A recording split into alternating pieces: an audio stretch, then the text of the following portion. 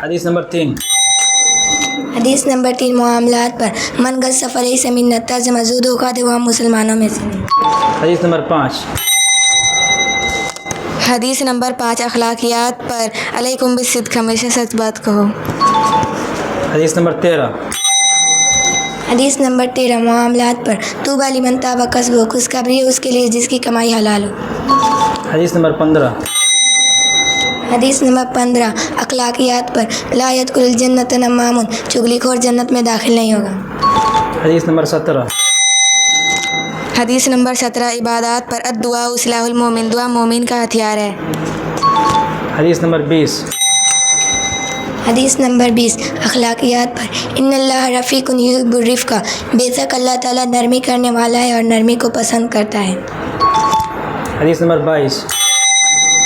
حدیث نمبر 22 عبادات پر خیرکم من تعلم القرآن وعلمہ تم میں سب سے بہتر وہ ہے جو قرآن سیکھے اور سکھائے. حدیث نمبر 24. حدیث نمبر 24 معاشرت پر لا تسبن احد ہرگز کسی کو گالی مت دو. حدیث نمبر 26. حدیث نمبر 26 ایمانیات پر اتق اللہ حیث ما کنت تم جہاں کہیں اللہ سے ڈرتے رہو. حدیث نمبر 35. حدیث نمبر 35 اخلاقیات پر ان الغضب من الشیطان بے شک غصہ شیطان کی طرف سے ہوتا ہے. حدیث نمبر 29. حدیث نمبر 29 معاشرت پر من لم یذکر الناس لم یذکر اللہ جس نے لوگوں کا شکریہ ادا نہیں کیا اس نے اللہ کا شکریہ ادا نہیں کیا. حدیث نمبر 37. حدیث نمبر 37 عبادات پر ما نقص الصدقۃ من مال صدقہ مال کو کم نہیں کرتا.